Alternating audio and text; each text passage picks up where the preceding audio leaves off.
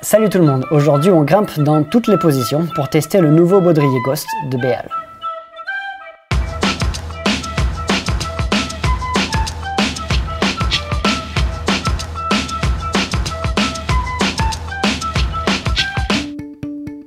Alors ce Ghost est un baudrier qui porte très bien son nom. Déjà parce que c'est un baudrier ultra polyvalent, donc très confortable et très léger en même temps. En gros, la promesse c'est qu'on ne le sent pas quand on le porte. Et aussi, il porte bien son nom parce que c'est un baudrier qui est finalement pas si facile à trouver en France. On a la chance de l'avoir donc dans le shop d'Epic TV. Du coup, avec Matt, on n'a pas résisté à la tentation justement de tester ce baudrier finalement presque en exclusivité. Et histoire de pousser notre chance encore un peu plus loin, on a convaincu notre boss que ce serait vraiment bien justement de tester sa polyvalence sur une sorte de journée marathon de grimpe où en gros notre journée consisterait à aller grimper en montagne, en falaise, bref tout ça pour bien tester, pour bien montrer qu'il peut tout faire. Voilà, c'est une journée vraiment très pénible qu'on s'est négociée pour vous là. On est obligé de faire ça pour vous, c'est horrible, c'est dégueulasse.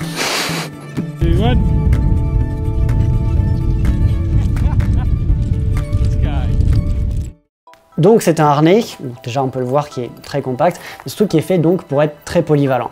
Polyvalent pas dans le sens où on fait un produit qui va être correct, qui va bien marcher dans à peu près toutes les situations.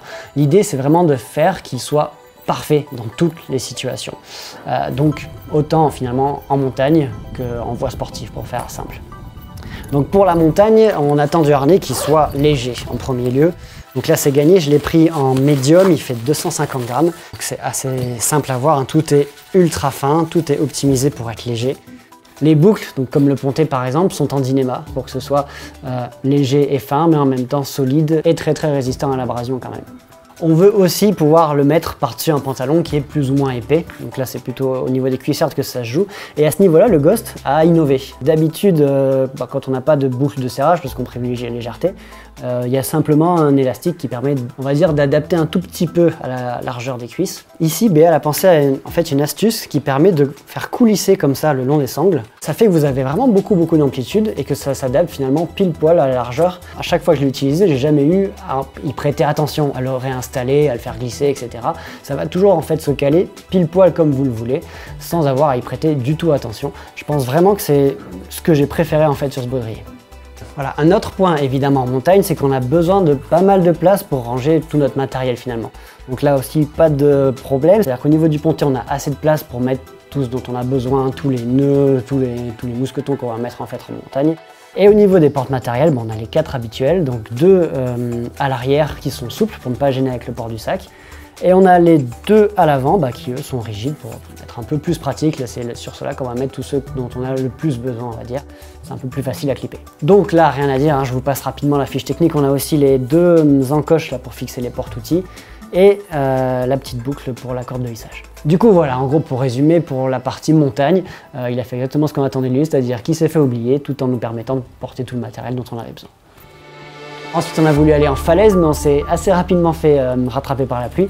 On a juste eu le temps de montrer qu'évidemment on a toute la place, vu que c'était le cas déjà pour la montagne, mais on a toute la place pour mettre tout le barda pour faire la grimpe traditionnelle. Et après on évite d'aller se réfugier en salle. Là l'excuse c'était surtout pour tester le confort en voie sportive. Qu'est-ce que ça donne avec le minimum sur nous? Et là c'est la confirmation de ce que j'ai finalement commencé à vous dire, c'est-à-dire que évidemment on ne le sent pas. Les cuisses sont ajustées, donc je vous l'ai dit parfaitement. Et quand on met rien dessus, évidemment là tout le poids plume, ça prend tout son sens, il se fait complètement oublier. Et quand on met du poids dedans, et bien là aussi c'est nickel. Donc il y a une technologie qui s'appelle Webcore qui fait que tout le poids finalement est super bien réparti.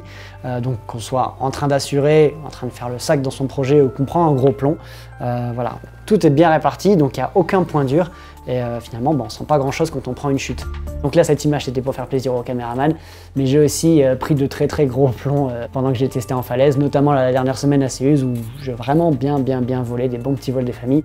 Et je peux vous confirmer qu'en fait, on n'y pense pas du tout. C'est-à-dire que j'ai rien senti. Voilà, vraiment, je pense pas au baudrier. Il se fait complètement oublier, même pendant un très gros plomb, ce qui a priori est bon signe et montre que c'est justement confortable. Et une petite chose que j'ai remarqué ce matin en fait, pour tout vous dire, en préparant la vidéo en fait, parce que je m'en suis pas du tout rendu compte en grimpant avec, c'est qu'ils n'ont pas mis de trous en fait pour la respirabilité. Honnêtement, je sais pas si c'est très important, si ça aide vraiment à la respirabilité d'avoir ces petits trous.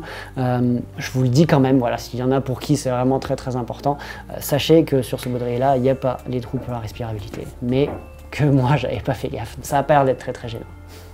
Bref, vous l'aurez compris, il faut vraiment lutter finalement pour trouver des défauts, ça tourne presque à la mauvaise foi. C'est sincèrement un très bon baudrier. Voilà, c'est du haut de gamme en fait. C'est-à-dire que si vous voulez un baudrier qui soit au top partout, c'est clairement l'un des meilleurs choix que vous puissiez faire. D'ailleurs, pour info, Thomas Johannes et Romain Desgranges, c'est ce qu'ils utilisent pour la compétition, voilà, pour vous donner une idée.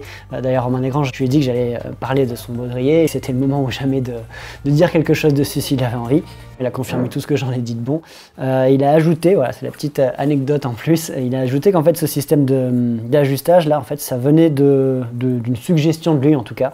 Il expliquait en fait qu'en compétition, ça leur arrivait quand ils sont super au taquet et que la cuissarde est mal ajustée, c'est-à-dire qu'elle est un peu grande, qu'ils devaient clipper, ben, ça leur arrivait d'accrocher en fait la cuissarde avec. C'est pour ça en fait qu'il a pensé à cette suggestion, en plus de la question de confort finalement.